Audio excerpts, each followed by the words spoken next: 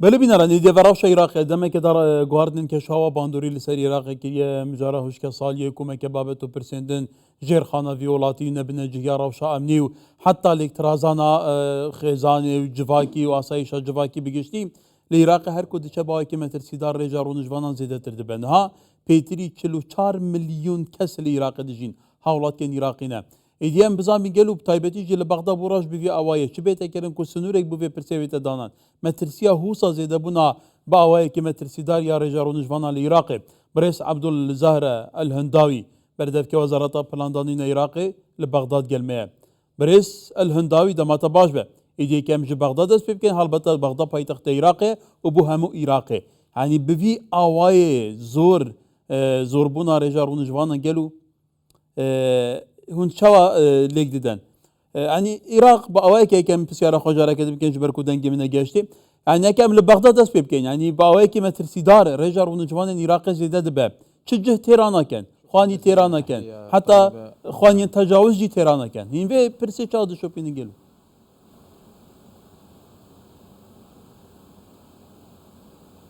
شكرا جزيلا تحية طيبة سپاس جبو هوا جبو كردستان 24 و هر و هاوین کو کارلو دردکن و بینرن و لهر درکی کو هبن بگمان کو گشکرنا هاولاتیان کارکی گلکی گرنگه کو وزارت پلاندانان یا ناوندی کار لسردکه لریا وان آمارین کو هنه هر وها تخمین سالانه اموانا لیک ددن که چه درد کوی کو او جماره هاولاتیان لسر هر پارێزگایە کە بگشتی لە عێراقی لێ ji bo ku ev hejmar dirûz bin û encam dirûz bin bêguman em li gorî wê serjmêriyê ku lê tişrîna duyem wê bêtekirin lê Iraqê û ew encamên dirûz bin li her parêzgayekê li Bexdad yan jî her parêzgayekê din li Iraqê li ser vê binemayê وزارت بویەکێ کار دکە و هەروەها ئامادەکاریان باش دکەش بۆ کو لێ تشرینە دووەم بێکردن ليش بريكو سرجميري بيتكرن لجور نهاك وآمار فرمي هنا بجمان وزارة طوام آلية بيوندي داري في برسيه هجمان رونجوان العراقي جالك زيدا بنا بيتري 44 مليون مروف العراق دجين البته زیده بونا هجمان رونجوانان پیوستی خدمت گزاریان هست خدمت گزاریان تندرستی با آوکی گشتی همو سکتران دا یعنی گلو چاوا عراق دشید اداره وراوشه بکد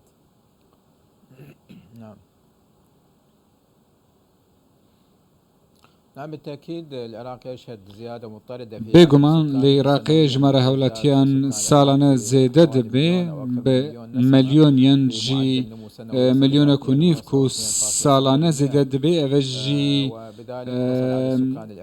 2.6 سەدەیە ساڵانە لە ساڵیا داویە لە گۆری تەخمینێن مە پار ژمارە گەهشتن 43 ملیۆن هاوڵاتیان کو wê zêdetir jî bibe li dawiya sala 2024 û li serveyekê ji aliyê demografiyê hewlatiyan li Iraqê hûn dizanin ku sala borî me got ku pêwîst e nameyeke niştimaniyê bê ji bo siyaseta rûniştvanî ku 11 binematê de hene ku ji hemû aliyên jiyana hewlatî ji zarokîniyê heta ku dawiyê zarok evên ku niha dibin û aliyekê din behs lê tendurustiya wan dike aliyekê din behs lê rûniştvaniyê û cihê wan dike her wiha perwerdê û aliyekê din jî peywendar bê wan alengariyên seqayê keşû hewa û her wiha kêşeyên nava civakî û her wiha aliyê afretan gencan û her wiha babetên din hene ku behs lê بهevregirêdana civakî û her wiha çawa wê tu rêkarên xwe derbixîj bo ku parasnawan bike ev dibin 11 xal wê pêwîst e hemû bên cêbecekirin siyasetên melnav tên cêbecekirin û her wiha aliyên peywendîdar wê cêbecê bikin li gorî jmare hewlatiyan û her wiha zêdebûna jmareya hewlatiyan ji aliya wezareta peywendar li gorî wê plana jêrxanî ku hatiye چێکردن لە ساڵێن بۆری کو پەیوەندی پلانەکێمە بوو ژ 5 ساڵان پێک دەهات و هەموو هەول و سیاست هاتنە دانین ji بۆ خزمەتکردن دوێ حکوومەتێدا ji بۆ ku بکارێ لەگەل ژمارەیە زێدەی هاوڵاتیان بگونجێ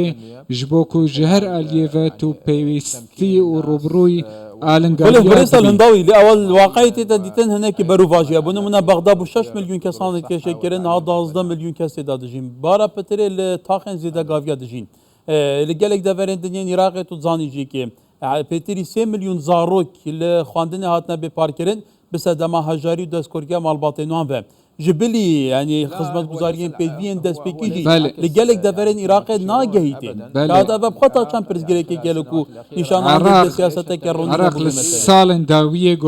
گورانه که زیده بخواه ودیتیا اگر از برسوا پرسیاره تبدیم عراق ده سالن دربازبوی ده 2 سال 3 سالن بوری هندزانن کو جالی خدمتگزاری گوهرتنین مزن تیده چه بون جالین دنین کو پیوندارن به جیان هولاتیان عالیه تندرستی بونمونه لی عراق گشته و ریجه 85 صده خلکه کو سودمند بن هر وها آوا پاک دگه خلکه بنوت لصده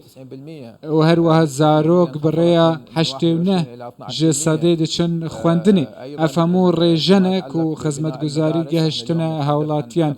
ام بحثی آوا کرنا 5000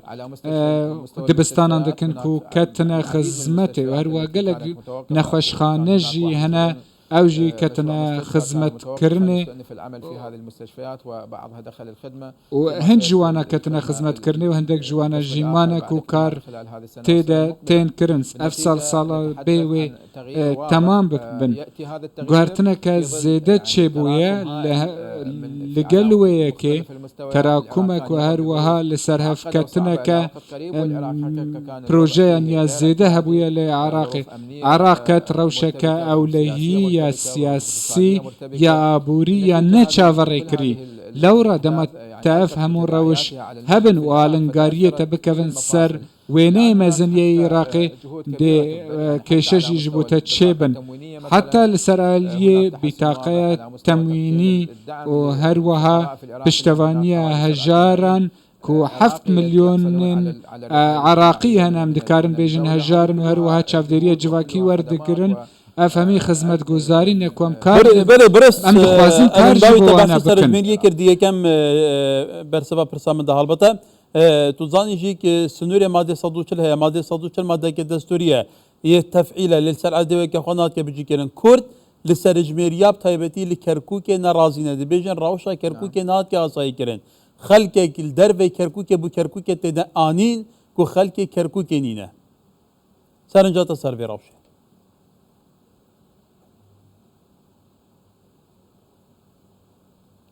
هذه قضية أخرى حقيقة لن أستطيع الخوض فيها لأن اف بابتك دياس نكارم لسرباخ نكاري وزارة بلان دانان آلين أمني وسياسي هنا هر وها آلين دي بيوندي دارن لي أفاكو بيوندار بجمارة هاولاتيان ريكتن هي لقل همو آليان بتايبتي لبارزگاه كركوكي همو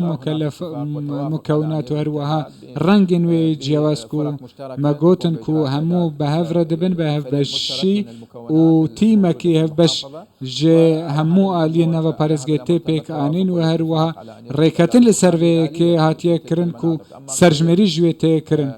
بله ج عالیه دن کو خلق هنه ج در و تند چ نوا کرکوک اولویر در خطومار دکن اف امنه پیوندی دارن و هر وها اف نه حسان جی کو کسک ج در و به و هر وها پارزگاه دن پارزگاه دوی بمینش بو کو